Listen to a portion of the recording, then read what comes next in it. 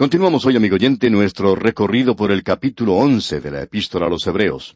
Y en nuestro estudio de este capítulo, llegamos ahora a considerar lo que dice el versículo 31, que nos habla de la ramera Rahab.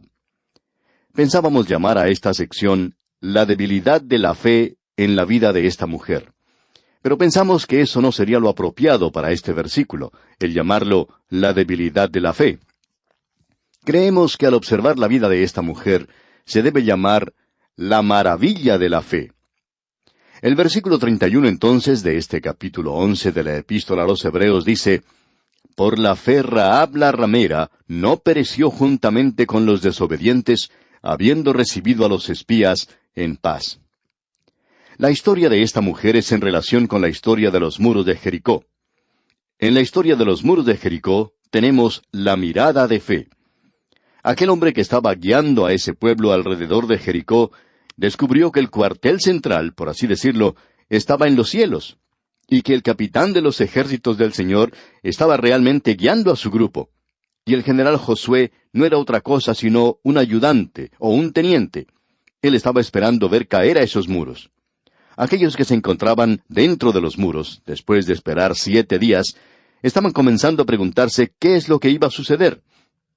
Ahora sabemos que dentro de esa ciudad se encontraba esta mujer, Rahab, y de ella se nos dice: por la fe Rahab, la ramera, no pereció juntamente con los desobedientes. Hace algunos años apareció un libro titulado La religión en lugares insospechados. No sabemos si se incluyó en ese libro a Rahab, nunca lo leímos, pero el título llama bastante la atención: La religión en los lugares insospechados. Bueno, ella tendría que haber sido incluida en ese libro, porque ese sería, por cierto, el último lugar donde uno iba a buscar la fe. Ella vivía en una ciudad muy malvada, pagana, perdida, y ella no solo vivía allí, sino que practicaba la profesión más antigua. Se había considerado que aquellos que practicaban esa profesión eran pecadores hasta recientemente, ya que ahora nosotros, hemos avanzado mucho y tenemos una nueva moralidad en el presente. Pero esta mujer era una pecadora, y sin embargo se nos dice aquí: por la fe Rahab la ramera no pereció juntamente con los desobedientes. Estamos seguros que el intendente o el alcalde de la ciudad, y muchos otros hombres que ocupaban altos cargos allí, pensaban que ellos eran lo suficientemente buenos como para ser salvos. Pero no fue así. Se nos dice que ellos perecieron en la ciudad por una sencilla razón: ellos no creyeron. La forma en que Dios actuó en cuanto a esta ciudad es una forma bastante peligrosa. Hay muchos críticos que encuentran fallas con Dios por haber destruido a la gente de Jericó. En cierta ocasión, había un profesor de universidad que lloraba mucho cada vez que hablaba de esta gente que había muerto allí en la ciudad de Jericó. Una de las cosas que llamaba la atención a los alumnos era que este profesor, que demostraba tan poco interés en otras personas, hasta los estudiantes, lloraba tanto cuando pensaba en la gente de Jericó, que ellos habían sido destruidos.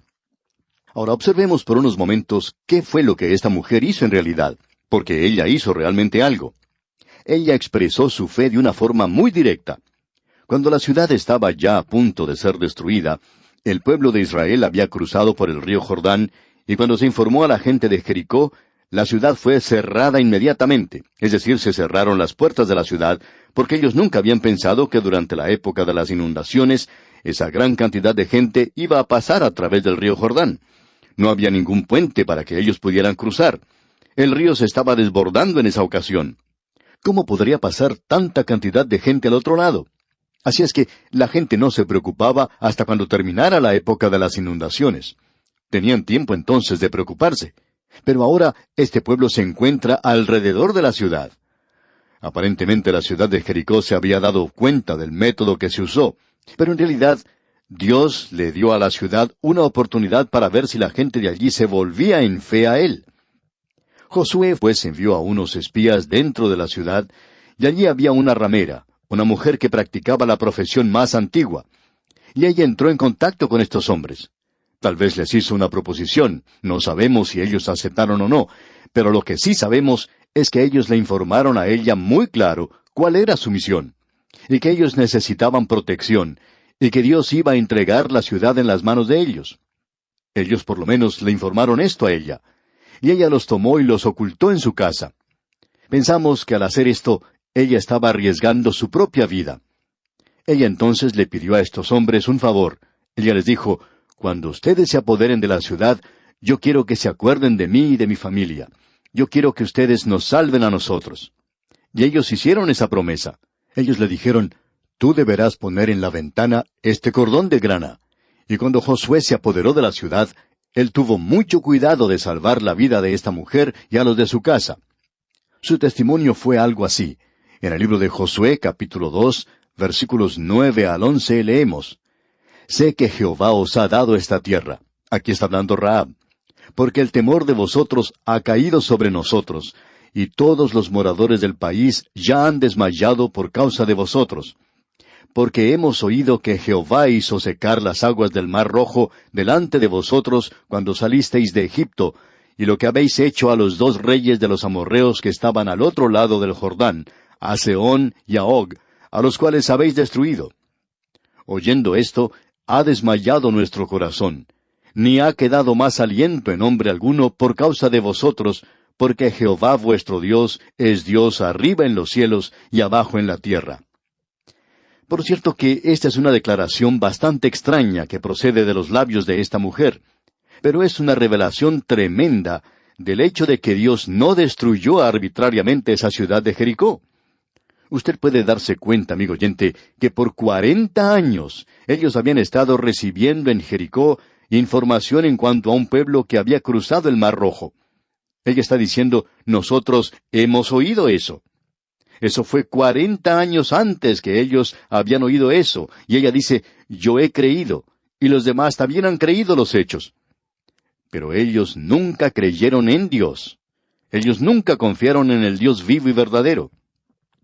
Más adelante, ellos se enteraron de cómo Dios estaba guiando a este pueblo, y que Él les había dado la victoria al otro lado del Jordán contra los amorreos, y esta ciudad debió haber sacado provecho de eso.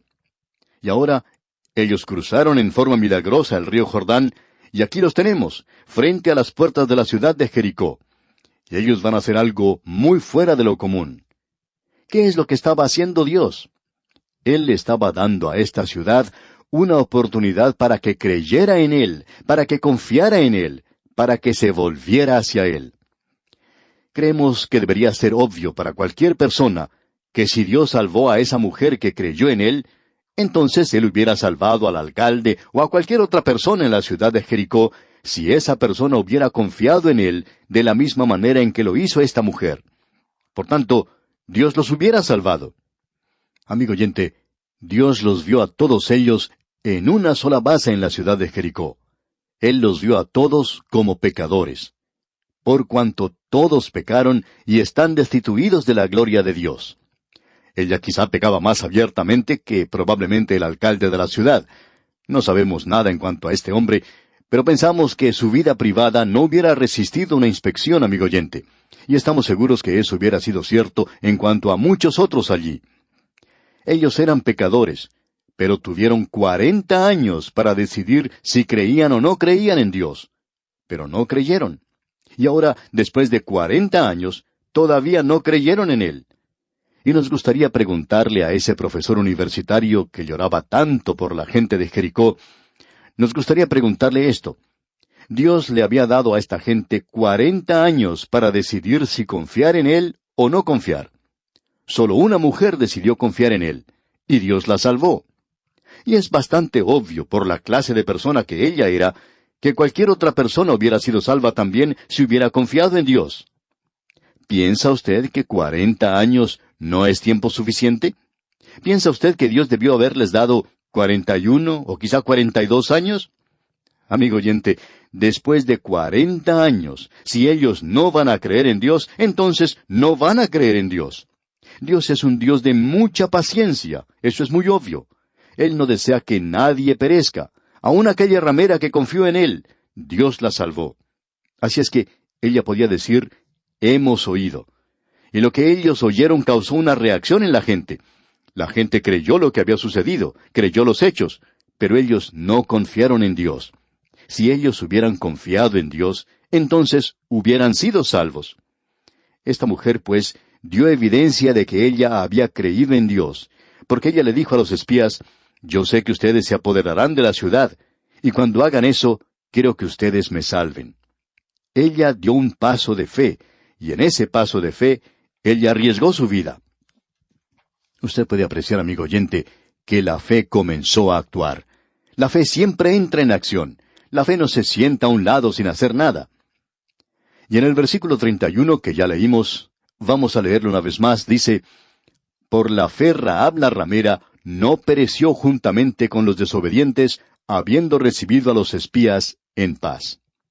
La fe viene por el oír, y el oír por la palabra de Dios. Ella les había dicho a los espías que los habitantes de Jericó eran ya conocedores de lo que Dios había hecho por ellos, es decir, por los israelitas. Y dijo, nosotros creemos. O sea que ella dijo, yo confío en Él. Yo confío en Él de tal modo que estoy dispuesta a arriesgar mi vida. Y ella dio evidencia de la fe que tenía. Amigo oyente, usted puede apreciar en esta mujer la maravilla de la fe. Y hoy, en un mundo perdido, Dios no ve que un grupo de gente sea mejor que otro grupo de gente. Dios los ve a todos como pecadores. Y cuando cualquiera se vuelve a Dios, Dios le salva. Ahora, en el versículo 32 de este capítulo 11 de la Epístola a los Hebreos leemos, ¿y qué más digo? Porque el tiempo me faltaría contando de Gedeón, de Barak, de Sansón, de Jefté, de David, así como de Samuel y de los profetas. El escritor de esta Epístola a los Hebreos llega a este punto en particular de la palabra de Dios en el Antiguo Testamento y se pregunta, ¿qué puedo decir ahora? Él puede dirigirse en cualquier dirección y puede poner una lista de héroes, si usted quiere llamarlos así, de héroes de la fe.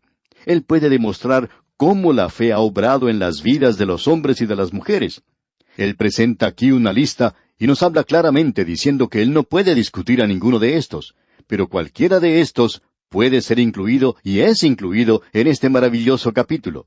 Y él dice, porque el tiempo me faltaría contando de Gedeón, de Barak, de Sansón, de Jefté, de David, así como de Samuel y de los profetas. Nuevamente podemos apreciar aquí las guerras, la guerra de la fe en las vidas de estos hombres.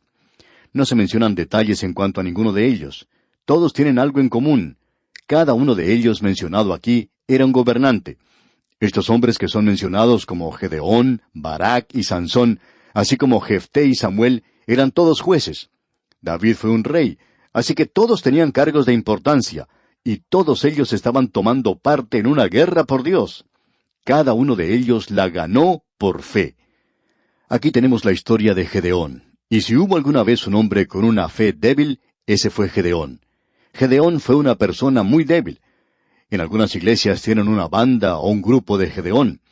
Lo que quieren decir con esto en realidad es que tienen una cantidad pequeña. Pero amigo oyente, no es la pequeña cantidad lo que se destaca en cuanto al grupo de Gedeón. Es la fe que tenían esos hombres. Y Gedeón en realidad era un hombre que tenía muy poca fe.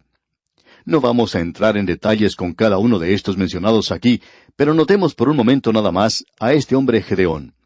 Gedeón era un juez cuando los madianitas se habían apoderado de la tierra de Israel. La gente de allí ni siquiera podía recoger la cosecha. Los madianitas se las quitaban.